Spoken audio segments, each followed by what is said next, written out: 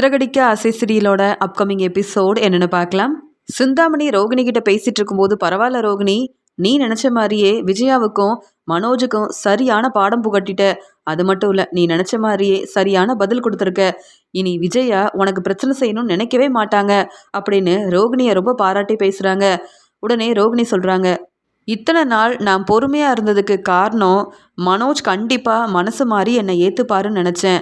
ஆனா விஜயா பேச்சை கேட்டுக்கிட்டு மனோஜ் கூட என்னை புரிஞ்சுக்காம இப்படி ஒரு தேவையில்லாத வேலையை செய்வாருன்னு நான் எதிர்பார்க்கவே இல்லை அப்படின்னு சிந்தாமணி கிட்ட சொல்றாங்க. பரவாயில்ல ரோகிணி, நீ எதுக்காக கவலைப்படுற? இனி விஜயா என்னதான் நினைச்சாலும் கண்டிப்பா உனக்கு பிரச்சனை செய்ய முடியாது. நீ நினைச்ச மாதிரி உனக்கு கண்டிப்பா டிவோர்ஸ் கிடைக்காது. ஏன்னா இங்கே விஜயா என்ன சாதாரண வேலையை செஞ்சுருக்காங்க, அதான் மனோஜும் விஜயாவும் வசமாக மாட்டிக்கிட்டாங்கல்ல. நீ நினச்ச மாதிரியே விஜயா வீட்டுக்கு மருமகளாக போக தான் போகிற. அதுக்கப்புறம் என்ன, விஜயா செஞ்ச ஒவ்வொரு பிரச்சனைக்கும் நீ அவங்க வீட்டிலேயே இருந்துக்கிட்டு அவங்களுக்கு சரியான பதில் கொடுக்கணும். உங்ககிட்ட பதில் பேச முடியாமல் ரோகிணி, உன் முன்னாடி அந்த விஜயா என்னைக்கும் பதில் பேசக்கூடாது, தலை குனிஞ்சு அவமானப்பட்டு நிற்கணும். ஏற்கனவே அவங்களுக்கு இப்படி சரியான பதில் கொடுத்துருக்கல, எனக்கு ரொம்ப நிம்மதியாக இருக்குது, ரொம்ப சந்தோஷமாக இருக்குது. ஏன்னா விஜயாவால் நீ அந்த வீட்டுக்கு மருமகளாக போக முடியலன்னு நீ எவ்வளோ கஷ்டப்படுறன்னு எனக்கு தெரியும் ரோகிணி. அதனால தான் உன்னுடைய வாழ்க்கை இனியாவது சந்தோஷமாக இருக்கணும்னு நான் நினைக்கிறேன். பேசாமல் மனோஜ் கிட்ட பேசி பார்க்க வேண்டியதானே. நீ பேசினா இப்போ மனோஜ் எதிர்த்து பேச மாட்டார், பிரச்சனை செய்ய மாட்டார். ஏன்னா ரோகிணி, உன்னை பற்றி இங்கே மனோஜ் மட்டும் இல்லை, விஜயாவும் இப்போ தெளிவாக புரிஞ்சுக்கிட்டாங்கல்ல அப்படின்னு சொல்லும்போது, இப்போ நான் மனோஜ் கிட்ட பேச போகிறதே இல்லை. ஏன்னா மனோஜ் மேலே நான் ரொம்ப கோவமாக இருக்கேன். விஜயா பேச்சை கேட்டு விஜயாவுக்கு தானே இன்னும் மனோஜ் சப்போர்ட் பண்ணுறாரு. கொஞ்ச நாள் நான் பொறுமையாக தான் இருக்கணும். அது மட்டும் இல்லாமல் நான் புதுசாக பார்லர் பார்லருக்கு வேலைக்கு போகாமல் நானே எனக்காக பார்லர் எல்லா ஏற்பாடையும் செய்யலான்னு நினைக்கிறேன். எனக்குன்னு பார்லர் இருந்தால் தான் என் குடும்பத்தை பார்த்துக்க முடியும் அப்படின்னு சொல்லும்போது, உடனே சிந்தாமணி சொல்கிறாங்க, இதுக்காக உனக்கு நிறைய பணம் தேவைப்படுமே ரோகிணி அப்படின்னு சொல்லும்போது, என்கிட்ட இப்போ பணம் இல்லை, எனக்கு உதவி செய்கிறது நீங்கள் தான். எனக்கு தங்குறதுக்கு உங்கள் வீடையே கொடுத்துருக்கீங்க. அது மட்டும் இல்லாமல் எனக்கு இந்த வேலையை நீங்கள் தான் ஏற்பாடு பண்ணி கொடுக்கணும். நானும் பார்லருக்கு ஓனர் ஆகணும். ஏன்னா விஜயாவுக்கும் மனோஜுக்கும் பணம் தானே முக்கியம். நானும் நல்லா சம்பாதிச்சு முன்னேறினா தானே அவங்க முன்னாடி தலை நிமிந்து என் வேலையை பார்த்து நானும் மனோஜ் மாதிரியே பெரிய பிஸ்னஸ் செய்ய முடியும் அப்படின்னு சொல்லும்போது, எனக்கு அதெல்லாம் புரியுது. ஆனால் நீ புதுசாக பார்லர் ஆரம்பிக்கிற அளவு பணம் கொடுக்கறதுக்கு என்கிட்ட பணம் இல்லையே. உனக்கே தெரியும், அந்த மீனாவால் எனக்கு இப்போ சரியாக டெக்கரேஷன் ஆர்டர் எதுவுமே கிடைக்க மாட்டேங்குது. ஏதோ நீ தங்குறதுக்கு வீடெல்லாம் கொடுத்துருக்கேன், எல்லா ஏற்பாடையும் செஞ்சுருக்கேன். ஆனால் இவ்வளோ பணம் என்கிட்ட இல்லையே. என்னை நம்பியா நீ பார்லர் ஆரம்பிக்க போகிற அப்படின்னு கேட்கும்போது, என்ன சிந்தாமணி ஆண்டி, எவ்வளவோ உதவி செஞ்சுருக்கீங்க. என் ஃப்ரெண்டுங்க கிட்ட கூட நான் பணம் கேட்க முடியாது, அப்படி ஒரு நிலமையில இருக்கேன். கண்டிப்பாக எனக்கு நீங்கள் தான் உதவி செய்யணும் அப்படின்னு சொல்லி ரோகிணி ரொம்ப நம்பிக்கையாக பேசுகிறாங்க. உடனே சிந்தாமணி யோசிக்கிறாங்க, என்ன இந்த ரோகிணியை நம்ப வச்சு நாம தான் ஏமாத்தணும்னு நினச்சி பேசிகிட்டு இருக்கோம். நாம் உண்மையாகவே உதவி செய்கிறோன்னு ரோகிணி நம்புறதா நினச்சி சந்தோஷப்படுறோம். இந்த ரோகிணி என்னடானா தங்குறதுக்கு நம்ம வீடையும் கொடுத்துருக்கோம். இப்போ இவ்வளோ பணம் கேட்டால் எப்படி இந்த பணத்தை ஏற்பாடு பண்ண முடியும்? ரோகிணி யோசித்து என்னையே ஏமாத்தலான்னு பார்க்குறாங்களா என்ன அப்படின்னு சிந்தாமணி ரொம்ப யோசிக்கிறாங்க. சரி ரோகிணி, யோசிச்சு ஒரு நல்ல முடிவாக சொல்கிறேன். உங்களுக்கு என்ன, இப்போ புதுசாக பிஸ்னஸ் ஆரம்பிக்கணும், அவ்வளவுதானே, நான் பார்த்துக்கிறேன் அப்படின்னு சொல்லிட்டு சிந்தாமணி அங்கேருந்து கிளம்புறாங்க. ஆனால் ரோகிணி மேலே ரொம்ப கோபமாக இருக்காங்க. ரோகிணிக்கு இவ்வளோ உதவி செஞ்சால் அவ்வளவுதான். கஷ்டப்பட்டு நம்ம சம்பாதிக்கிற பணத்தை ஏன் நம்ம பொண்ணு ரேகாவுக்கு கூட தரதில்ல. ஆனால் ரோகிணி என்னடானா எனக்கு உதவி செய்யுங்கன்னு இவ்வளோ பணம் கேட்குறாங்க. அதெல்லாம் அந்த ரோகிணிக்கு பணம் கொடுத்து உதவி செஞ்சோன்னா நாம் கொடுத்த இந்த பணத்தை கண்டிப்பாக ரோகிணி திருப்பி தர போகிறதும் இல்லை, நம்மளால் இந்த பணத்தை திருப்பி வாங்கவும் முடியாது. ரோகிணியை நம்பி இவ்வளோ பணம் கொடுக்கவே முடியாது. என்ன இந்த ரோகிணி நம்மக்கிட்ட இவ்வளோ பணம் வாங்கணும்னு வேற யோசிக்கிறாங்க. புதுசாக பிஸ்னஸ் ஆரம்பிக்கிறதுக்கு நம்ம ஏன் பணம் கொடுக்கணும்? ஏற்கனவே ரோகிணிக்கு நிறையா உதவி செஞ்சிட்டோம், இனி கவனமாக இருக்கணும். சீக்கிரமாக இங்கே விஜயாவோட வீடு எனக்கு கிடைக்கணும். அப்புறம்தான் நான் நினைக்கிறதெல்லாம் சீக்கிரமாகவே நல்லபடியாக நடக்கும் அப்படின்னு சொல்லிட்டு இங்கே சிந்தாமணி ரொம்பவே கோபமாக யோசிக்கிறாங்க. அங்கேருந்து கிளம்புறாங்க. ரோகிணி ரொம்ப சந்தோஷமா இருக்காங்க. அம்மா, நானும் புதுசா பார்லர் ஆரம்பிக்க போறேம்மா. எனக்குன்னு ஒரு பிஸ்னஸ் இருந்தா தான் மனோஜ் என்ன நம்புவாரு. எனக்குன்னு எந்த ஒரு வருமானமும் இல்லாம எப்பயுமே சிந்தாமணி கிட்ட தான் உதவி கேட்குறேன். அப்படிலாம் இருந்தா கண்டிப்பா விஜயாத்த என்ன மருமகளா ஏத்துக்க மாட்டாங்க. ஏற்கனவே விஜயாத்த குடுத்த பணத்த வச்சே நான் புதுசா பார்லர் ஆரம்பிச்சேன். அப்புறம் என்ன செய்ய, அந்த பார்லர்ல குடுத்துட்டு தான் எனக்கு நெறைய பணம் தேவைப்பட்டதால பணத்த வாங்கிட்டேன். இப்ப மறுபடியும் நான் பார்லருக்கு ஓனர் ஆகணும். விஜய் என்ன புரிஞ்சுக்கணும். ஏன்னா, எனக்குன்னு ஒரு பிசினஸ் இருந்தா நம்ம குடும்பத்தையும் பார்த்துக்கலாம். அதே மாதிரி மனோஜும், விஜயா இதனால கண்டிப்பா மனசு மாற நெறைய வாய்ப்பு இருக்கு அப்படின்னு பேசிட்டு இருக்காங்க ரோகிணி. உடனே ரோகிணியோட அம்மா சொல்றாங்க, கல்யாணி, நீ நினைக்கிறதெல்லாம் சரிதான். ஆனா உன்னை புரிஞ்சுக்காம உன்னுடைய மாமியார் விஜயாவும், மனோஜும் ஏற்கனவே உனக்கு நெறைய பிரச்சனை செஞ்சுட்டாங்க. மறுபடியும் அந்த வீட்டுக்கு மருமகளா போகணும்னு நீ நினைக்கிறியா? அப்படியே நீ மருமகளா போனாலும் உனக்கு கிடைக்க வேண்டிய மதிப்பு, மரியாதை அந்த வீட்ல கிடைக்கணும்னு நீ நினைக்கிறியா? அப்படின்னு சொல்லும்போது, அதெல்லாம் கண்டிப்பா மதிப்பு, மரியாதை கிடைக்குமா. ஏன்னா, மீனா இப்ப பூக்கடைக்கு ஓனரா இருக்காங்க. முத்து மீனாவுக்கு உதவி செய்றாரு. மீனாவ விட்டு குடுக்காம பேசுறாரு. மீனாவுக்கு ரொம்ப சப்போர்ட் பண்றாரு. அதே மாதிரி நானும் நல்லா சம்பாதிச்சு எனக்கு அ நானும் பார்லரோட ஓனரா இருந்தேன்னா, மனோஜ் என்ன புரிஞ்சுப்பாரு. மனோஜ் எனக்கு சப்போர்ட் பண்ணுவாருன்ற நம்பிக்கை எனக்கு இருக்கு. அதுக்கப்புறம் மனோஜ் கண்டிப்பா விஜயா பேச்ச கேட்க மாட்டாரு. மனோஜோட பிசினஸ்க்கு நான் எவ்வளவோ உதவி செஞ்சிருக்கேன். ஏன் மனோஜ் இப்ப பெரிய கடைக்கு ஓனரா இருக்காருன்னா, அதுக்கு காரணமே நான் தான். இதெல்லாம் மனோஜ் சீக்கிரமா புரிஞ்சுக்கணும்னா, எனக்குன்னு இந்த வேலை இருக்கணும். கண்டிப்பா நானும் பார்லர் ஆரம்பிக்கணும். புதுசா பிசினஸ் ஆரம்பிச்சு முன்னேறணுமா அப்படின்னு சொல்லி பேசிட்டு இருக்காங்க. நீ உன்னுடைய வாழ்க்கைக்காக இப்படிலாம் யோசிக்கிற.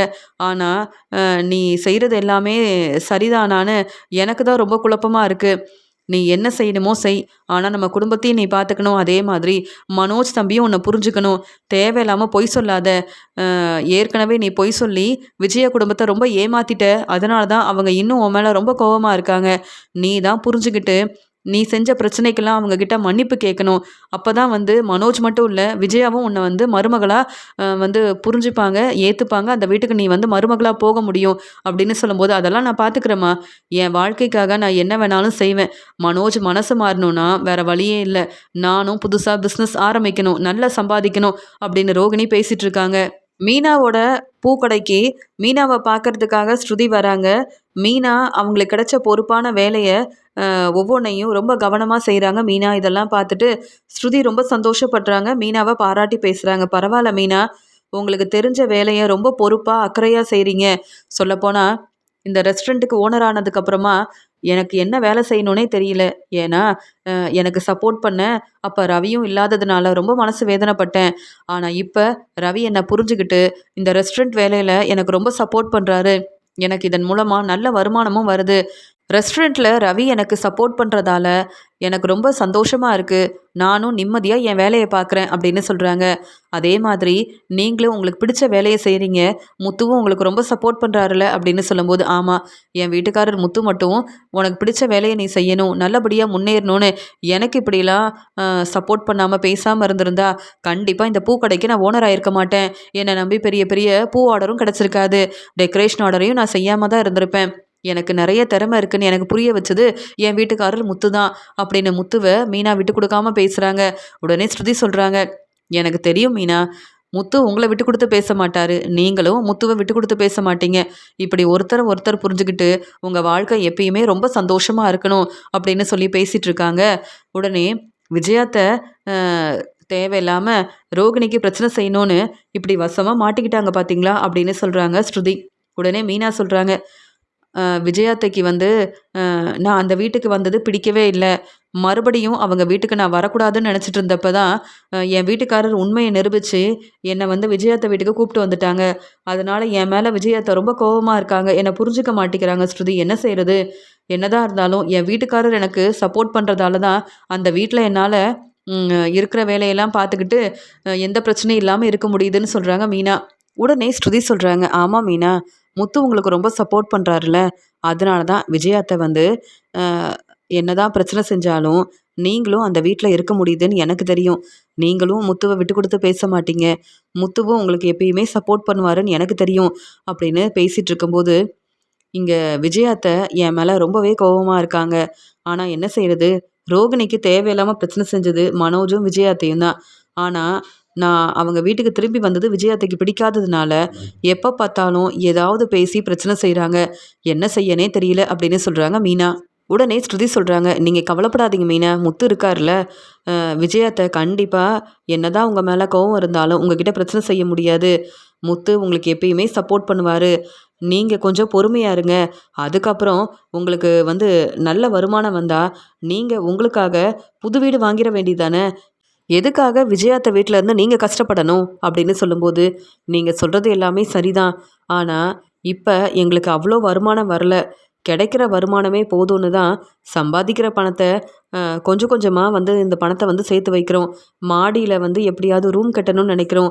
எங்களால் இப்போ வரைக்கும் அதெல்லாம் செய்ய முடியலல்ல அப்படின்னு சொல்லும்போது, அதெல்லாம் உங்களால் கண்டிப்பாக முடியும் மீனா அப்படின்னு ஆறுதலாக பேசிகிட்டு இருக்காங்க ஸ்ருதி. இதை கேட்ட மீனா ரொம்ப சந்தோஷப்படுறாங்க.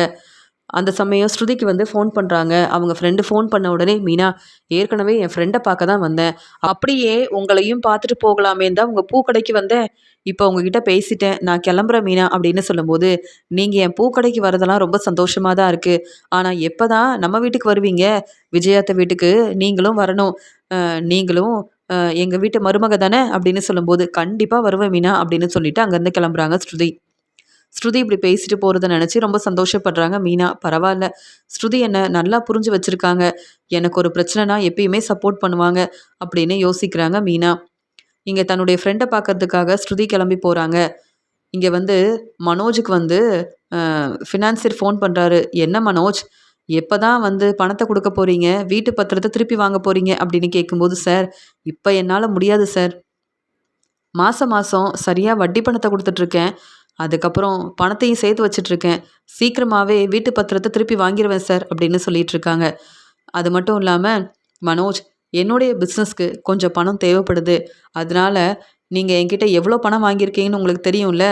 முடிஞ்ச அளவு உங்ககிட்ட இருக்கிற பணத்தை என்கிட்ட கொடுங்க அப்படின்னு சொல்லும்போது, சார் என்னால் அவ்வளோ பணத்தை திருப்பி தர முடியாதுன்னு சொல்லும்போது, இல்லை மனோஜ், உங்ககிட்ட எவ்வளோ பணம் இருந்தாலும் பரவாயில்ல அப்படின்னு சொல்லி கேட்குறாங்க. சரி சார், என் அம்மா கிட்ட பேசிட்டு உங்களை பார்க்குறேன் சார் அப்படின்னு சொல்லிட்டு மனோஜ் இப்போவே பணம் வேணும்னு வேற ஃபினான்சியர் கேட்குறாரு. பணத்தை உடனே ஏற்பாடு பண்ண முடியாது, என்கிட்ட அவ்வளோ பணமும் இல்லை, அம்மா கிட்ட தான் நம்ம பேசி ஆகணும் அப்படின்னு மனோஜ் கடையிலேருந்து விஜயாவுக்கு ஃபோன் பண்ணுறாங்க. உடனே விஜயா மனோஜ், என்ன மனோஜ், கடைக்கு இப்போ தான் கிளம்பி போனேன், அதுக்குள்ளே ஃபோன் பண்ணுற அப்படின்னு சொல்லும்போது, அம்மா உங்ககிட்ட பேச வேண்டியது இருக்குமா, அதாம்மா ஃபோன் பண்ணேன்னு சொல்லும்போது, அப்படியா என்னாச்சுன்னு கேட்க, ஃபினான்சியர் ஃபோன் பண்ணாருமா, சரியாக வட்டி பணத்தை கொடுத்துட்றீங்க, உங்கள் வீட்டு பத்திரத்தை எப்போ திருப்பி வாங்க போகிறீங்கன்னு கேட்டாங்கம்மா. அது மட்டும் இல்லாமல் உங்களுக்கு முடிஞ்ச அளவு பணத்தை திருப்பி கொடுங்க, இப்போவே எனக்கு அந்த பணம் வேணும்னு சொல்கிறாங்க. எல்லா பணத்தையும் திருப்பி தர முடியலனாலும் நம்ம முடிஞ்ச அளவு பணத்தை கொடுத்தா தானம்மா ஃபினான்சர் கேள்வி கேட்க மாட்டார், பிரச்சனை செய்ய மாட்டார். ஏற்கனவே வீட்டில் யாருக்கும் தெரியாமல் தான் இந்த பணத்தை நம்ம வாங்கியிருக்கோம். வீட்டு பத்திரத்தை வேற ஃபினான்சர்கிட்ட கொடுத்துருக்கோம். ஃபினான்சர் எனக்கு ஃபோன் பண்ணி பணம் கேட்டுட்டாரு. இப்போ பணம் தர முடியாதுன்னு சொன்னால், வீட்டுக்கு வந்துட்டாங்கன்னா, நம்ம வீட்டுக்கே பணத்தை கேட்டு பிரச்சனை செஞ்சுட்டாங்கன்னா, வீட்டில் எல்லாருக்கும் உண்மை தெரிஞ்சிடும். அப்புறம் நமக்கு தானே பிரச்சனை வரும். அதனால தாம்மா இந்த பிரச்சனையை சமாளிக்கணும்னா என்கிட்ட கொஞ்சம் பணம் இருக்குது. நீங்கள் வாங்கம்மா, ஃபினான்சர்கிட்ட பேசிட்டு நம்மக்கிட்ட இருக்கிற பணத்தை முதல்ல கொடுத்துருவோம். அதுக்கப்புறமா மீதி பணத்தை கொடுக்குறதா பேசிட்டு வருவோம். நீங்கள் பேசினாதாம்மா நீங்கள் பேசினாதான் சரியாக இருக்கும் அப்படின்னு சொல்லும்போது, மனோஜ், உங்கள் அப்பா வேற வீட்டில் இருக்காரு. மீனா இப்போ தான் பூக்கடைக்கு கிளம்பியிருக்கா. நான் நீ சொல்கிறேன்னு கிளம்பி வந்தா உங்கள் அப்பா கேட்குற கேள்விக்கு என்னால் பதில் சொல்லவே முடியாது. நீயே போய் ஃபினான்சர்கிட்ட பேசிட்டு வா, அவ்வளவுதான் அப்படின்னு சொல்கிறாங்க. இல்லைம்மா, நீங்கள் கண்டிப்பாக வரணும் அப்படின்னு சொல்லும்போது, முடியாது மனோஜ், உங்கள் அப்பா ஏற்கனவே வீட்டில் இருக்கும்போது இப்போ நான் பார்வதி வீட்டுக்கு போகலன்னு சொல்லிட்டேன். இப்போ உனக்காக ஃபினான்சியரை பார்க்க வரணும்னா உனக்காக நான் பொய் சொல்லணும். அப்புறம் பிரச்சனைன்னு வந்தால் நான் தான் வசமாக மாட்டிப்பேன். அதனால் வர முடியாது. அதான் உங்ககிட்ட பணம் இருக்குல்ல, முதல்ல ஃபினான்சியர்கிட்ட கொடுத்துரு, அதுக்கப்புறமா நம்ம பேசிக்கலாம் அப்படின்னு சொல்லிட்டு ஃபோனை வச்சிடுறாங்க விஜயா. உடனே இங்கே மனோஜ் யோசிக்கிறாரு, அம்மா என்ன எனக்காக பேசுவாங்க, ஃபினான்சியர்கிட்ட பேசி புரிய வைப்பாங்கன்னு நினச்சா என்னால் இப்போ வரவே முடியாதுன்னு சொல்லிட்டு ஃபோனை வச்சுட்டாங்க. அப்போ நான் தான் ஃபினான்சியரை பார்க்கணுமா, பணத்தை கொடுத்துட்டு வரணுமா அப்படின்னு சொல்லிட்டு மனோஜ் வேறு வழியே இல்லாமல் அங்கே இருக்கிற பணத்தெல்லாம் எடுத்துக்கிட்டு ஃபினான்சியரை பார்க்கறதுக்காக உடனே கிளம்பி போகிறாரு மனோஜ். இங்கே மனோஜ் வந்து ஃபினான்சியரை பார்க்குறதுக்காக வராரு. சார், நீங்கள் சொன்ன மாதிரியே என்னால் முடிஞ்ச பணத்தை எடுத்துகிட்டு வந்திருக்கேன் அப்படின்னு சொல்லும்போது, அப்போ மீதி பணத்தை எப்போ தான் தரப்போறீங்கன்னு கேட்குறாரு ஃபினான்சியர். சீக்கிரமாக கொடுத்துருவேன் சார் அப்படின்னு சொல்லிட்டு, சார் இந்த பணத்தை வாங்கிக்கோங்க சார், எங்கள் அம்மாவும் வந்து பேசுகிறதா இருந்தது, அவங்களுக்கு நிறைய வேலை இருக்குது வர முடியலன்னு சொல்லும்போது, மனோஜ், உங்களை நம்பி தான் நான் வந்து நிறைய பணம் கொடுத்துருக்கேன். நீங்கள் தான் இந்த பணத்தை பொறுப்பாக திருப்பி தரணும். அதை விட்டுட்டு ஏதாவது ஒரு காரணம் சொல்லாதீங்க. இனி நான் உங்களுக்கு ஃபோன் பண்ண மாட்டேன். அது மட்டும் இல்லாமல் சீக்கிரமாகவே உங்கள் வீட்டு பத்திரத்தை நீங்கள் திருப்பி வாங்கிருங்க. அது மட்டும் இல்லாமல் சிந்தாமணி உங்களுக்கு நிறைய உதவி செஞ்சுருக்காங்க, சப்போர்ட் பண்ணியிருக்காங்க. அதனால தான் உங்களை நம்பி இவ்வளோ பணம் கொடுத்துருக்கேன். இதெல்லாம் உங்களுக்கு தெரியும்ல அப்படின்னு சொல்லி பேசுகிறாங்க. சார், எனக்கு தெரியும் சார், கண்டிப்பாக வீட்டு பத்திரத்தை நான் திருப்பி வாங்கிடுவேன் சார் அப்படின்னு சொல்லிட்டு மனோஜ் அங்கே பணத்தை கொடுத்துட்டு அங்கேருந்து வந்துடுறாரு. அந்த சமயம் அங்கே வந்த ஸ்ருதி வந்து நம்ம ஃப்ரெண்டு இங்கே தானே வர சொன்னா அப்படின்னு பார்த்துட்டு இருக்காங்க. உடனே மனோஜ் வந்து ஃபினான்சியரோட ஆஃபீஸ்லேருந்து வரதா கவனிக்கிறாங்க ஸ்ருதி. எதுக்கு மனோஜ் இங்கேருந்து வராரு? தன்னுடைய வேலையா அங்கே வந்து கடைக்கு தானே போயிருக்கணும். இங்கே என்ன செய்கிறாரு மனோஜ் அப்படின்னு சொல்லி யோசிக்கும்போது, அங்கே ஃபினான்சியரோட ஆஃபீஸ்லேருந்து ஸ்ருதியோட ஃப்ரெண்டு வேற வராங்க. ஸ்ருதி, நீ எப்போ வந்த? எனக்கு கொஞ்சம் ஆஃபீஸில் வேலை இருந்தது அப்படின்னு சொல்லி பேசுகிறாங்க. அப்படியா, நீ இங்கே தான் வேலை பார்க்குறியா அப்படின்னு கேட்கும்போது, ஆமாம் ஸ்ருதி, நான் இங்கே தான் வேலை பார்க்குறேன். அதனால தான் அவங்கக்கிட்ட சொல்லிவிட்டு உன்னை பார்க்குறதுக்காக வந்தேன். நீ என் வீட்டுக்கு வருவேன்னு நினச்சேன், ஆனால் ஆஃபீஸ்க்கே வந்துட்ட அப்படின்னு பேசிகிட்டு இருக்காங்க. சரி, நான் இப்போவே இங்கே வந்து சொல்லிவிட்டு நம்ம 2 பேரும் வீட்டுக்கு கிளம்பலாம். ஏன்னா எனக்கு கல்யாண ஏற்பாடெல்லாம் செய்கிறாங்க. நீயும் என் வீட்டுக்கு வரணுன்றதுக்காக தான் நான் வந்து உன்னை இங்கே வர சொன்னேன் அப்படின்னு சொல்லிட்டு இங்கே வந்து ஆஃபீஸில் பேசிட்டு உடனே வந்துடுறேன் அப்படின்னு சொல்கிறாங்க. உடனே இங்கே ஸ்ருதி வந்து யோசிக்கிறாங்க. என்ன நடக்குது? இங்கே மனோஜ் ஒரு பக்கம் ஃபினான்சியர் ஆஃபீஸ்க்கு வந்துட்டு போகிறாங்க. எதுக்கு வந்திருக்காருன்னு தெரியல. ஆனால் நம்ம ஃப்ரெண்டு இந்த ஆஃபீஸில் தானே வேலை பார்க்குறாங்க. என் ஃப்ரெண்டுக்கிட்ட கேட்டால் உண்மை தெரியாமல் இருக்குமா என்ன? கண்டிப்பாக அவங்களுக்கு உண்மை தெரிஞ்சிருக்கும். மனோஜ் எதுக்காக வந்துட்டு போகிறாருன்னு என் ஃப்ரெண்டு வந்து உண்மையை சொன்னாங்கன்னா, அப்புறம் நம்ம மனோஜ்கிட்ட எதுக்கு கேட்டு தெரிஞ்சுக்கணும் அப்படின்னு சொல்லிட்டு ஸ்ருதி யோசிக்கிறாங்க. அவங்க ஃப்ரெண்டும் வந்ததுக்கப்புறமா ஸ்ருதியை அவங்க ஃப்ரெண்டு வந்து தன்னுடைய வீட்டுக்கு கூப்பிட்டு போகிறாங்க. ஸ்ருதி தன்னுடைய ஃப்ரெண்டு வீட்டுக்கு போனதுக்கப்புறமா அவங்கக்கிட்ட கேட்க ஆரம்பிக்கிறாங்க. எனக்கு ரொம்ப சந்தோஷமாக இருக்குது, இப்படி வந்து உனக்கு கல்யாண ஏற்பாடெல்லாம் செய்கிறாங்கன்னு உன்னுடைய வீட்டுக்கு வேற கூப்பிட்டு வந்திருக்க அப்படின்னு ரொம்ப சந்தோஷமாக பேசிகிட்டு இருக்கும்போது, ஆமாம், உன்னுடைய ஆஃபீஸ்க்கு மனோஜ் வந்தார்ல அப்படின்னு சொல்லும்போது, மனோஜ் உங்களுக்கு தெரியுமான்னு கேட்க, இல்லை ரவியோட அண்ணன் தான் அப்படின்னு சொல்லி பேசுகிறாங்க. அப்படியா? மனோஜும் மனோஜோட அம்மா விஜயாவும் அப்பப்போ வந்து சிந்தாமணியை வந்து பார்ப்பாங்க, இங்கே ஃபினான்சியர் கிட்ட வந்து பேசிட்டு போவாங்க அப்படின்னு சொல்கிறாங்க. அப்படியா? ஆமாம், மனோஜ் எதுக்கு வந்தார் அப்படின்னு சொல்லி கேட்கும்போது, ஏன் நீ வந்து அவங்க வீட்டு மருமக தானே, உனக்கே தெரியாதா? உங்கள் மாமியாரும் இங்கே மனோஜும் வந்து உங்கள் வீட்டு பத்திரத்தை ஃபினான்சியர்கிட்ட கொடுத்துருக்காங்கல்ல, இதெல்லாம் உனக்கு தெரியாதா அப்படின்னு தன்னுடைய ஃப்ரெண்டு வந்து சொன்னதுக்கப்புறமா தான் இங்கே உண்மை என்னன்னு புரிஞ்சுக்க ஆரம்பிக்கிறாங்க ஸ்ருதி. உடனே ஸ்ருதி பேரதிர்ச்சியோட கேட்குறாங்க. என்ன சொல்கிற? நீ சொல்கிறது எல்லாமே உண்மைதானா அப்படின்னு தன்னுடைய ஃப்ரெண்டு கிட்ட கேள்வி கேட்க, ஆமாம் ஸ்ருதி, நான் ஏன் பொய் சொல்லணும்? நான் தான் அங்கே ஃபினான்சியர் ஆஃபீஸில் தான் வேலை பார்க்குறேன். அங்கே என்ன நடக்குதுன்னு எனக்கு தெரியாதா? மனோஜ் எதுக்காக வந்தார் தெரியுமா? ஏன்னா இங்கே வீட்டு பத்திரத்தை நீங்கள் திருப்பி வாங்கணும்னு ஃபினான்சியர் வந்து மனோஜ் கிட்ட ஃபோனில் பேசினார். அதனால மனோஜ் வந்து முடிஞ்ச அளவு பணத்தை கொடுக்குறேன்னு சொல்லிட்டு வந்த உடனே ஃபினான்சர்கிட்ட பேசி பணத்தையும் கொடுத்துட்டு போகிறாரு அப்படின்னு சொல்லும்போது, ஆமாம், உண்மையாகவே என் மாமியார் வந்து வீட்டு பத்திரத்தை ஃபினான்சர்கிட்ட கொடுத்துட்டாங்களா? எதுக்காக இப்படிலாம் செய்யணும்னு எனக்கு தெரியலையே. நான் என் அம்மா வீட்டில் இருக்கேன், அதனால் விஜயத்தை இப்படி செஞ்சதெல்லாம் எனக்கு தெரியவே தெரியாது அப்படின்னு சொல்கிறாங்க. எல்லாத்துக்கும் காரணம் மனோஜ் தான். மனோஜோட பிஸ்னஸ்க்காக நிறைய பணம் தேவைப்படுதுன்னு ஃபினான்சர்கிட்ட வீட்டு பத்திரத்தை கொடுத்து பணத்தை ஏற்பாடு பண்ணியிருக்காங்க. ஆனால் இந்த உண்மையை வீட்டில் அப்போ யார்கிட்டையும் சொல்லியிருக்க மாட்டாங்கன்னு தான் நினைக்கிறேன் அப்படின்னு சொல்லும்போது, இங்கே உண்மையை தெரிஞ்சுக்கிட்டு ஸ்ருதி வந்து விஜயா மேலேயும் மனோஜ் மேலேயும் ரொம்பவே கோபமாக இருக்காங்க. என்னதான் மனோஜுக்கு உதவி செய்யணுன்னாலும் இந்த உண்மையை வீட்டில் எல்லாருக்கிட்டையும் சொல்லியிருக்கலாம்ல. எதுக்கு விஜயாத்தை இப்படி இந்த உண்மையை சொல்லாமல் இப்படி வந்து தேவையில்லாத வேலையெல்லாம் செய்யணும்? இதெல்லாம் முத்து, அண்ணாமலை அங்கிள்னு எல்லாருக்கும் தெரிஞ்சால் எவ்வளோ மனசு வேதனைப்படுவாங்க. இப்படி விஜயாத்தை செஞ்சுருக்கவே கூடாது. அப்படி ஃபினான்சியர்கிட்ட பணம் வாங்கியிருக்கவும் கூடாது. முதல்ல முத்துக்கிட்ட தான் இந்த உண்மையை சொல்லணும் அப்படின்னு யோசிக்கிறாங்க. ஆமாம், இங்கே சிந்தாமணி கிட்ட வந்து விஜயாத்தை பேசுவாங்களா அப்படின்னு கேட்கும்போது, ஆமாம், விஜயாவோட ஃப்ரெண்டு சிந்தாமணி தானே. சிந்தாமணி பேச்சை கேட்டு தான் அவங்க வீட்டு பத்திரத்தை ஃபினான்சர்கிட்ட கொடுத்துருக்காங்க. அது மட்டும் இல்லை ஸ்ருதி, எனக்கு என்னவோ சிந்தாமணி மேலே சந்தேகமாக இருக்குது. சிந்தாமணி விஜயாவோட வீடை வாங்கணும்னு நினைக்கிறாங்க. எப்படியாவது விஜயாவோட வீடு தனக்கு கிடைக்கணும்னு நினைக்கிறாங்க. அதனால தான் உன்னுடைய மாமியார் விஜயாவுக்கு அவங்க உதவி செய்கிற மாதிரி இப்படிலாம் பேசி ஏமாத்திட்டு இருக்காங்க. இதெல்லாம் நான் வந்து விஜயாக்கிட்டேயும் மனோஜ்கிட்டேயும் சொல்லவே முடியாது. நீ என்னுடைய ஃப்ரெண்டு. இப்போ தானே தெரியும் விஜயா தான் உன்னுடைய மாமியாருன்னு. இப்போ தானே நான் கேட்டு தெரிஞ்சுக்கிட்டேன். அதனால தான் இந்த உண்மையை உன்கிட்ட சொல்கிறேன். நீ கொஞ்சம் கவனமாக இரு. அதனால் எப்படியாவது பணத்தை கொடுத்து அந்த வீட்டு பத்திரத்தை நீங்கள் திருப்பி வாங்கிருங்க. இல்லைனா விஜயா அந்த வீட்டுக்கு ஓனராக இருக்க முடியாது. எனக்கு என்னவோ சிந்தாமணி திட்டம் போட்டு விஜயாவை ஏமாத்துறாங்கன்னு தோணுது. அதனால தான் அப்பப்போ சிந்தாமணி இங்கே ஃபினான்சர்கிட்ட பேசிகிட்டு இருப்பாங்க. விஜயாவோட வீடு எனக்கு கண்டிப்பாக வரணும்னு பேசிகிட்டு இருப்பாங்க. இதெல்லாம் எனக்கு தெரியும். இருந்தாலும் நான் விஜயாக்கிட்டேயும் மனோஜ்கிட்டையும் இதை பற்றி சொல்ல முடியாதுல்ல. ஆனால் நீ என்னுடைய ஃப்ரெண்டு. உனக்கு நான் உதவி செய்யலாம்ல. அதனால தான் எனக்கு தெரிஞ்ச உண்மையை உன்கிட்ட சொல்கிறேன் அப்படின்னு ஸ்ருதிக்கிட்ட அவங்க ஃப்ரெண்டு எல்லா உண்மையும் சொல்லிடுறாங்க.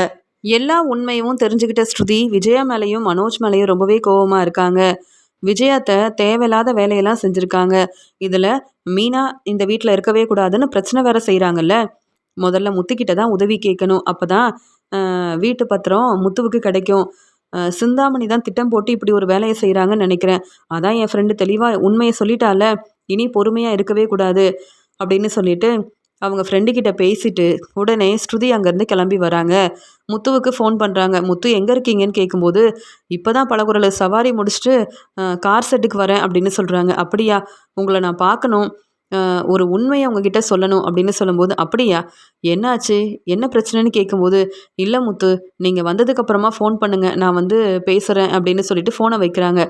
எதுக்கு பலகுரல் இப்படி ஃபோன் பண்ணுறாங்கன்னு தெரியலையே அப்படின்னு சொல்லிட்டு கார் செட்டுக்கு வந்த உடனே அங்கே ஸ்ருதிக்கிட்ட சொல்கிறாங்க. உடனே ஸ்ருதியும் முத்துவை பார்க்கறதுக்காக கார் செட்டுக்கு கிளம்பி வராங்க. உடனே ஸ்ருதி சொன்ன மாதிரியே முத்துவும் ஃபோன் பண்ண உடனே ஸ்ருதி முத்துவை பார்க்கறதுக்காக வராங்க. இங்கே முத்து என்னாச்சுன்னு கேட்ட உடனே தனக்கு தெரிஞ்ச உண்மையை முத்துக்கிட்ட சொல்ல ஆரம்பிக்கிறாங்க ஸ்ருதி. என் ஃப்ரெண்டை பார்க்கறதுக்காக போயிருந்தேன். அப்போ தான் மனோஜ் ஃபினான்சியரோட ஆஃபீஸ்லேருந்து வந்தார். எதுக்காக மனோஜ் அங்கே போயிருக்காருன்னு எனக்கு தெரியாமல் இருந்தது. ஆனால் என் ஃப்ரெண்டு ஃபினான்சியர் ஆஃபீஸில் வேலை பார்க்குறதுனால என் ஃப்ரெண்டுக்கிட்ட உண்மையை கேட்டு தெரிஞ்சுக்கிட்டேன் முத்து அப்படின்னு சொல்கிறாங்க. அப்படியா, என்ன சொன்னாங்க அப்படின்னு கேட்கும்போது, இதை எப்படி சொல்கிறதுனே தெரியல. விஜயாத்தை நம்ம வீட்டில் உள்ள யாருக்கும் தெரியாமல் மனோஜுக்கு உதவி செய்கிறதுக்காக இப்படி ஒரு வேலையை செய்வாங்கன்னு நான் எதிர்பார்க்கவே இல்லை. யாருக்கும் தெரியாமல் வீட்டு பத்திரத்தை ஃபினான்சர்கிட்ட கொடுத்துருக்காங்க. மனோஜோட பிஸ்னஸ்க்காக நிறைய பணம் வாங்கியிருக்காங்க. இதெல்லாம் உங்களுக்கு தெரியுமா அப்படின்னு கேட்கும்போது, இல்லையே, எனக்கு தெரியாதே. உண்மையாகவே அம்மா மனோஜுக்கு உதவி செய்ய இப்படி ஒரு வேலை செஞ்சுருக்காங்களான்னு கேட்க, ஆமாம், இப்போ வீட்டு பத்திரம் ஃபினான்ஷியர்கிட்ட தான் இருக்குது. ஆனால் இந்த பிரச்சனைக்கெல்லாம் காரணம் சிந்தாமணி தான். சிந்தாமணி தான் விஜயாவோட வீட்டு பத்திரம் நமக்கு கிடைக்கணும் அப்படின்னு நினச்சி இப்படி தேவையில்லாத வேலையெல்லாம் செஞ்சுருக்காங்க. ஏன் அண்ணாமலை அங்கிள் கையெழுத்து போடாமல் இந்த வீட்டு பத்திரம் எப்படி சிந்தாமணிக்கு தர முடியும் அப்படின்னு சொல்லும்போது, ஆமாம், இதை நான் யோசிக்கவே இல்லையேன்னு சொல்கிறாரு முத்து. அப்போ இந்த மனோஜ் தான் தேவையில்லாத வேலையை செஞ்சுருக்கானா அப்படின்னு சொல்லும்போது, ஆமாம் முத்து, சிந்தாமணி பேச்சை விஜயாத்தை கேட்குறாங்க. ஆனால் விஜயாத்தையை ஏமாத்தணும்னு சிந்தாமணி திட்டம் போட்டு இப்படிலாம் செய்கிறாங்கன்னு எப்படி விஜயாத்தைக்கு புரிய வைக்க முடியும்? அதனால் இனியும் பொறுமையாக இருக்கக்கூடாது. அண்ணாமலை அங்கிள் போட வேண்டிய கையெழுத்தை மனோஜ் தானே போட்டு கொடுத்துருக்காரு. இந்த பிரச்சனைக்கும் எங்களுக்கும் சம்மந்தமே இல்லை. விஜயாத்தையை ஏமாத்துறது சிந்தாமணி தான் அப்படின்னு ஏன் நம்ம போலீஸ்கிட்ட உதவி கேட்கக்கூடாது? அண்ணாமலை அங்கிள் மட்டும் நடந்த உண்மையை தெளிவாக சொன்னாங்கன்னா கண்டிப்பாக நமக்கு போலீஸ் உதவி செய்வாங்க. அதுக்கப்புறம் சிந்தாமணி நினைக்கிறது எதுவுமே நடக்காது. நம்ம வீட்டு பத்திரத்தை திருப்பி வாங்கிடலாம்ல அப்படின்னு சொல்லும்போது, வீட்டு பத்திரத்தை திருப்பி வாங்கி தான் ஆகணும். ஆனால் இப்போ மனோஜ் மாதம் மாதம் வட்டி பணத்தை வேற கொடுத்துட்ருக்கான்னு சொல்கிறீங்களே அப்படின்னு சொல்லும்போது, ஆமாம், இப்போ கூட அவங்க நிறைய பணம் கொடுத்துட்டு போனார், இதை நான் பார்த்தேன் அப்படின்னு சொல்லி ஸ்ருதி சொல்கிறாங்க. அப்போ சிந்தாமணி தான் இந்த பிரச்சனைக்கு காரணமா? இப்போவே சிந்தாமணிக்கிட்ட போயிட்டு கண்டிப்பாக இந்த பிரச்சனையை பற்றி நான் பேச போகிறேன் அப்படின்னு சொல்கிறாரு முத்து. நம்ம பேசுகிறாலும் சிந்தாமணி ஏதாவது ஒரு காரணம் சொல்லி சமாளிச்சிருவாங்க. இனி நம்ம பொறுமையாக இருக்கக்கூடாது முத்து, சீக்கிரமாக ஏதாவது செய்யணும் அப்படின்னு சொல்கிறாங்க. உடனே முத்து யோசிக்கிறாரு, என்ன செய்யலாம், எப்படி எங்கள் வீட்டு பத்திரத்தை திருப்பி வாங்க முடியும்? இந்த வீட்டு பத்திரத்தை நான் திருப்பி வாங்கினதுக்கப்புறமா கண்டிப்பாக இந்த வீடு என்னுடைய வீடு அப்படின்னு அம்மா தேவையில்லாமல் பேசவே கூடாது. அது மட்டும் இல்லாமல் ஃபினான்ஸிற்கு தர வேண்டிய பணத்தை நம்ம சரியாக கொடுத்துடணும். அவ்வளோ பணத்தை நம்ம எப்படி ஏற்பாடு பண்ணுறது? சிந்தாமணிக்கு இந்த வீட்டு பத்திரம் கிடைக்கவே கூடாது அப்படின்னு யோசிக்கும்போது முத்து சொல்கிறாரு இங்கே ஸ்ருதிக்கிட்ட, எப்படியும் மனோஜ் தர வேண்டிய பணத்தை நம்ம திருப்பி தரணும்ல அப்படின்னு சொல்லும்போது, ஆமாம், இப்போ அதுக்கு என்ன செய்கிறதுன்னு கேட்குறாங்க ஸ்ருதி. வேணும்னா நீங்கள் அந்த பணத்தை கொடுத்தீங்கன்னா எப்படியாவது வீட்டு பத்திரம் கிடச்சிரும். அதுக்கப்புறம் நான் வந்து பணத்தை உங்களுக்கு திருப்பி தந்துடுறேன் அப்படின்னு சொல்லிட்டு ஸ்ருதி கிட்ட வந்து முத்து உதவி கேட்குறாரு. ஸ்ருதி வந்து யோசிக்கிறாங்க. அப்புறம் ஸ்ருதி நினைக்கிறாங்க, இந்த வீட்டு பத்திரம் முத்துவுக்கு கிடைச்சா அப்புறம் முத்துவும் மீனாவும் இந்த வீட்டில் தான் இருப்பாங்கன்னு நம்ம விஜயாத்த கிட்ட தெளிவாக பேசலாம்ல. இனி இது என்னுடைய வீடுன்னு விஜயாத்த பேச முடியாதுல்ல. ஏன்னா முத்துவுக்காக பணம் கொடுத்து உதவி செய்கிறது நான் தானே. அப்போ இந்த வீட்டு பத்திரம் எனக்கு தானே வரும், என்கிட்ட தானே இருக்கும். அதனால கண்டிப்பாக இந்த வீட்டு பத்திரம் எனக்கு கிடைக்கணும். விஜயாத்த வீட்டில் இருக்கிற முத்துவுக்கும் மீனாவுக்கும் எந்த பிரச்சனையும் வரக்கூடாது.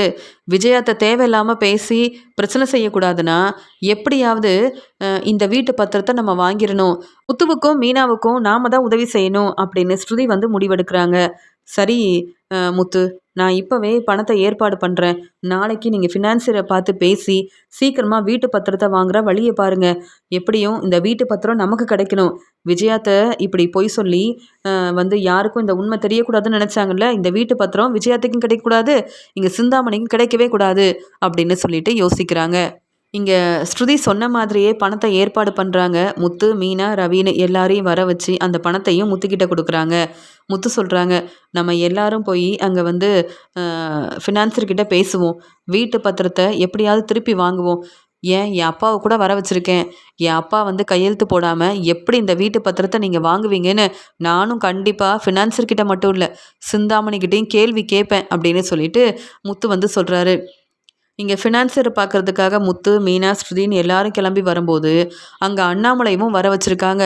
இங்கே ஃபினான்சியருக்கு ஒன்றுமே புரியல. முத்து எதுக்காக இப்போ என்னுடைய ஆஃபீஸ்க்கு வந்திருக்காரு, இங்கே வீட்டு பத்திரத்தை விஜயா என்கிட்ட கொடுத்துருக்காங்கன்னு இந்த உண்மை இவங்க யாருக்கும் தெரியாது. அதனால் இவங்க எதுக்காக வந்திருக்காங்கன்னு முதல்ல கேட்டு தெரிஞ்சுக்கணும் அப்படின்னு ஃபினான்சியர் நினைக்கிறாரு. உடனே சிந்தாமணிக்கு வேற ஃபோன் பண்ணுறாரு. சிந்தாமணி, இங்கே முத்து, மீனான்னு எல்லாரும் வந்திருக்காங்க, எதுக்கு வந்திருக்காங்கன்னு தெரியல. உங்கள் பேச்சை கேட்டு தான் விஜயாவுக்கும் மனோஜுக்கும் நான் வந்து உதவி செஞ்சுருக்கேன். இங்கே முத்துவால் எனக்கு எந்த பிரச்சனையும் வரக்கூடாது, முதல்ல நீங்கள் கிளம்பி வாங்க அப்படின்னு சொல்லிடுறாங்க. இங்கே வந்து ஃபினான்சியர். சிந்தாமணிக்கு ஒன்றுமே புரியல. என்ன நடக்குதுன்னு தெரியலையே, முத்து எதுக்காக வந்திருக்கான்னு ஒன்றுமே புரியலையே அப்படின்னு யோசிக்கிறாங்க. உடனே அங்கே வந்த முத்து வந்து ஃபினான்சர்கிட்ட கேள்விக்கு மேலே கேள்வி கேட்குறாரு. அது எப்படி, எங்கள் அப்பா கையெழுத்து போடவே இல்லை, ஆனால் மனோஜ் வந்து தேவையில்லாத வேலையெல்லாம் செஞ்சுருக்கான். வீட்டு பத்திரத்தை எங்கள் அம்மா உங்ககிட்ட கொண்டு வந்து கொடுத்துருக்காங்க. இந்த உண்மை எங்களுக்கு இப்போ தான் தெரிய வந்திருக்கு. ஆனால் நீங்கள் எங்கள் அம்மாவை ஏமாத்திடலான்னு நினைக்கிறீங்களா? அந்த வீடு சிந்தாமணிக்கு கிடைக்கணும்னு சிந்தாமணிக்கு உதவி செய்கிறீங்களா அப்படின்னு வந்து முத்து கேள்வி கேட்குறாரு. முத்து, அப்படிலாம் ஒன்றுமே இல்லை. இப்போ தானே உண்மை தெரிஞ்சிருக்கு. நீங்கள் வேணும்னா எல்லா பணத்தையும் கொடுத்துட்டு சீக்கிரமாகவே வீட்டு பத்திரத்தை வாங்கிக்கோங்க, அவ்வளவுதான். மனோஜுக்கு உதவி செய்யணும்னு நீங்கள் நினச்சிங்கன்னா வீட்டு பத்திரத்தை நீங்களே திருப்பி வாங்கிடலாமே அப்படின்னு சொல்லும்போது, நானும் எல்லா பணத்தையும் ஏற்பாடு பண்ணி தான் கொண்டு வந்திருக்கேன், வீட்டு பத்திரத்தை சீக்கிரமாக கொடுங்க அப்படின்னு சொல்லும்போது இங்கே ஃபினான்சியர் திருன்னு முழிக்கிறார். ஏன்னா விஜயாவோட வீட்டு பத்திரம் என்கிட்ட இல்லை, சிந்தாமணி கிட்ட இருக்குது. சிந்தாமணி பேச்சை கேட்டு தானே நான் வந்து வீட்டு பத்திரத்தை வாங்கினேன். ஆனால் இந்த வீடு சிந்தாமணிக்கு கிடைக்கணுன்றதுக்காக அப்போவே வீட்டு பத்திரத்தை சிந்தாமணி வாங்கிட்டு போயிட்டாங்களே. இப்போ முத்து பணத்தை கொண்டு வருவாருன்னு நான் எதிர்பார்க்கவே இல்லையே. மனோஜை ஏமாற்றி பணம் வாங்கிடலாம், அதுக்கப்புறம் இந்த வீடு வந்து சிந்தாமணிக்கு தானே கிடைக்க போகுதுன்னு நான் நினச்சேன். ஆனால் முத்து இப்படி பணத்தை எடுத்துகிட்டு வருவார், வீட்டு பத்திரத்தை கேட்பாருன்னு நான் நினைக்கவே இல்லையே. வீட்டு பத்திரம் என்கிட்ட இல்லை, அதான் சிந்தாமணியை உடனே கிளம்பி வர சொன்னேன். இன்னும் சிந்தாமணி இங்கே வரவே இல்லை. எப்படி முத்துவை சமாளிக்கிறது ஒன்றுமே புரியலன்னு யோசிக்கிறாரு ஃபினான்சியர். அந்த சமயம் அங்கே வந்த அண்ணாமலை, சார் என்ன சார் இதெல்லாம், விஜயாவும் மனோஜும் வீட்டு பத்திரத்தை உங்ககிட்ட கொடுத்துருக்காங்களா அப்படின்னு கேட்கும்போது, முத்து சொல்கிறது எல்லாமே உண்மைதான், நீங்கள் வேணும்னா பணத்தை கொடுத்துட்டு வீட்டு பத்திரத்தை திருப்பி வாங்கிருங்க அப்படின்னு சொல்லி பேசிகிட்டு இருக்காங்க.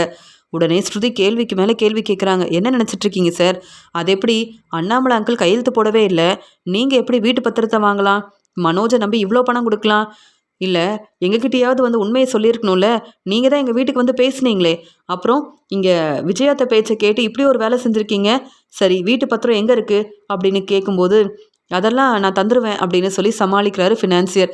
நாங்கள் பணம் கொண்டு வந்திருக்கோம் சார், எங்கள் வீட்டு பத்திரத்தை எங்களுக்கு திருப்பி கொடுங்க அப்படின்னு சொல்லும்போது அண்ணாமலைக்கு ஒன்றுமே புரியல. என்னப்பா முத்து, ஃபினான்சியரோட ஆஃபீஸ்க்கு வாங்கன்னு சொன்னேன். ஆனால் என்னப்பா நீங்கள் பணத்தை ஏற்பாடு பண்ணியிருக்கீங்களா? ஏற்கனவே விஜயாவும் இங்கே மனோஜும் என்கிட்ட சொல்லாமல் இப்படி தேவையில்லாத வேலையை செஞ்சுருக்காங்கன்னு இதெல்லாம் நான் பார்த்துட்டு என்னால் தாங்கிக்கவே முடியல. எப்படி முத்து இவ்வளோ பணத்தை ஏற்பாடு பண்ண அப்படின்னு சொல்லும்போது, அப்பா அதெல்லாம் அப்புறமா பேசிக்கலாம். ஆமாம் அம்மாவும் மனோஜும் எங்கப்பா அப்படின்னு சொல்லும்போது, வந்துட்டுருக்காங்கப்பா அப்படின்னு சொல்கிறாரு அண்ணாமலை. அங்கே சிந்தாமணி வராங்க. சிந்தாமணி வந்த உடனே, என்ன முத்து, என்ன மீனா, தேவையில்லாமல் வந்து பிரச்சனை செய்கிறீங்க. உங்களால் எப்படி இவ்வளோ பணத்தை ஏற்பாடு பண்ண முடியும்? எதுக்காக நீங்கள் வீட்டு பத்திரத்தை கேட்குறீங்க? இங்கே எங்ககிட்ட வந்து பேசி பணம் வாங்கினது விஜயாவும் மனோஜும் தானே. அவங்க வரட்டும், அவங்க வந்து பேசட்டும். அவங்க கேட்டால் தான் வீட்டு பத்திரம் கிடைக்கும். நீங்கள் கேட்குறீங்கன்றதுக்காக வீட்டு பத்திரத்தை தர முடியாது மீனா. முத்துக்கிட்ட பேசி நீங்கள் தான் புரிய வைக்கணும். எதுக்கு தேவையில்லாமல் இங்கே வந்து பிரச்சனை செய்கிறீங்க? முதல்ல கிளம்புங்க அப்படின்னு சொல்லிட்டு இருக்காங்க சிந்தாமணி. எங்கள் வீட்டு பத்திரம் எங்களுக்கு கிடைக்கணும். அதுக்கப்புறமா நாங்கள் என்ன செய்யணும்னு எங்களுக்கு தெரியும் அப்படின்னு சொல்லும்போது, அங்கே வந்து ஏற்கனவே ஸ்ருதி வந்து இந்த உண்மையெல்லாம் போலீஸ்கிட்ட சொன்னதால் அவங்களும் அங்கே வந்து நிற்கிறாங்க. என்ன நடக்குது?